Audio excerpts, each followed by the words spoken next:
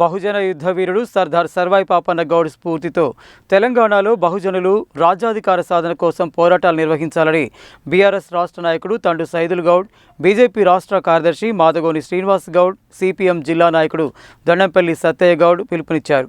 పెత్తందారులపై దోపిడీ వ్యవస్థపై పాపన్న గౌడ్ చేసిన పోరాటం ఎంతో గొప్పదని అన్నారు.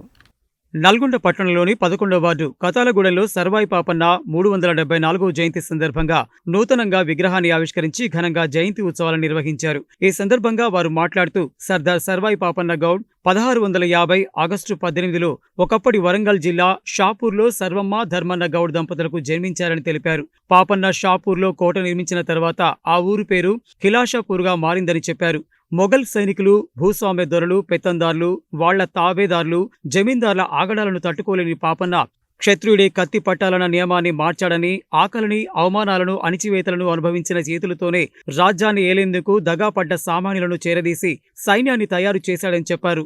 మొదట్లో ఉన్నత వర్గాల గడీలు, భూస్వాములపై దాడి చేసి ఆ సొమ్మును ఆకలితోని అలమటిస్తున్న పేదలకు పంచేవాడని, అప్పటి నుంచి పాపన్నను వీరుడుగా, పేద ప్రజల దేవుడుగా కొలిచేవారని తెలిపారు.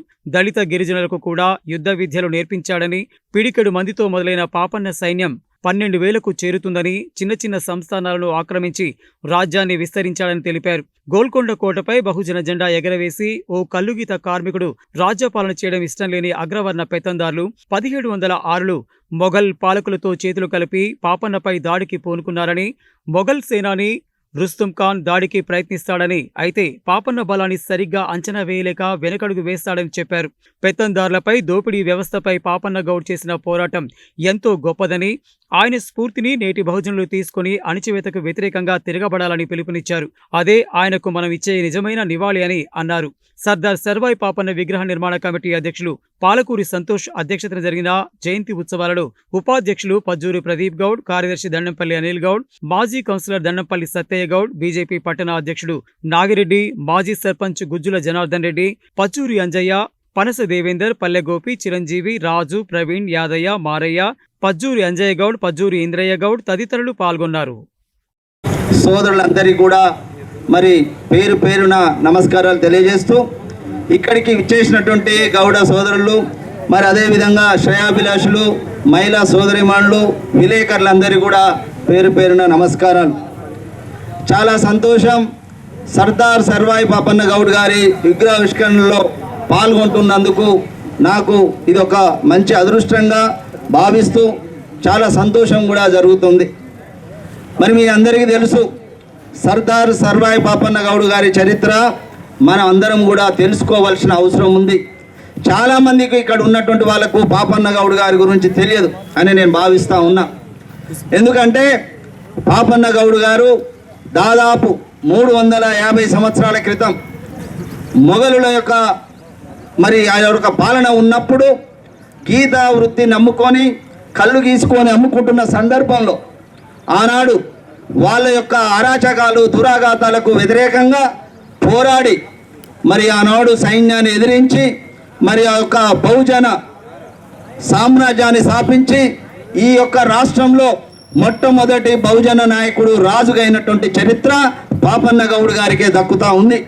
సోదరులారా, ఒకటే విజ్ఞప్తి చేస్తూ ఉన్నాను, మనం అందరం కూడా గర్వించదగ్గటువంటి బిడ్డ పాపన్న గౌడ్ గారు. ఈరోజు అన్ని గ్రామాల్లో, అన్ని మండలాల్లో, అన్ని జిల్లాల్లో, రాష్ట్ర వ్యాప్తంగా మరి దేశవ్యాప్తంగా సర్దార్ సర్వాయి పాపన్న గౌడ్ గారి జయంతి 378వ జయంతి కార్యక్రమం జరుపుకుంటున్నటువంటి ప్రతి ఒక్కరికి పేరు పేరున ధన్యవాదాలు తెలియజేసుకుంటూ, మరి నిజంగా నల్లగొండ పట్టణంలో కాదు, నల్లగొండ జిల్లాలోనే ఇంత మంచి విగ్రహం సుమారు 4.5 లక్షల రూపాయలు ఖర్చు పెట్టి మంచి రోడ్డు మీద మరి ఇంత చక్కటి మన సర్దార్ సర్వాయి పాపన్న గౌడ్ గారి విగ్రహం ఏర్పాటు చేసినందుకు మరి కమిటీ సభ్యులకి, ముఖ్యంగా వీళ్ళందరికీ కూడా, ఈ దాతలకు కూడా పేరు పేరున మరి ధన్యవాదాలు తెలియజేసుకుంటూ, మరి నిజంగా మీరందరూ కూడా ఒకసారి ఆలోచించవలసిన అవసరం ఉంది.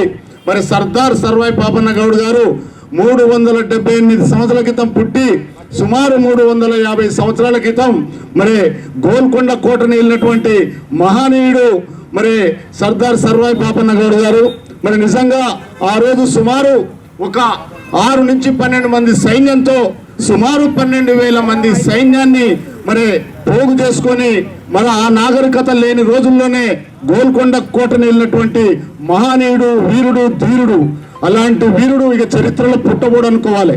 మరి నిజంగా ఈరోజు చూస్తే గడిచిన నేను ఒక 5-10 సంవత్సరాల నుంచి కూడా ఎక్కడ నల్లగొండ జిల్లాలో కానీ, ఉమ్మడి నల్లగొండ జిల్లాలో కానీ ఎక్కడ సర్దార్ సర్వాయి పాపన్న విగ్రహం పెట్టినా, ఎక్కడ కంఠమహేశ్వర స్వామి, సురమామ్మ తల్లి, రేణుకా ఎల్లమ్మ తల్లి, వనమైసమ్మ తల్లి దేవాలయాలు కట్టినా నా వంతు సహకారం ఖచ్చితంగా ఉంటుంది. మరి ఎక్కడ జిల్లాలోనైనా, ఎందుకంటే సర్దార్ సర్వాయి పాపన్న ఆశయాలను మనం సాధించాలంటే నా వంతుగా నేను ప్రయత్నం చేయాలనే ఆలోచనతోటి మరి ఎక్కడ దేవాలయాలు కట్టినా, ఎక్కడ విగ్రహాలు పెట్టినా మరి నేను ఖచ్చితంగా నా వంతు సహకారం అందిస్తున్నాను, అందిస్తా.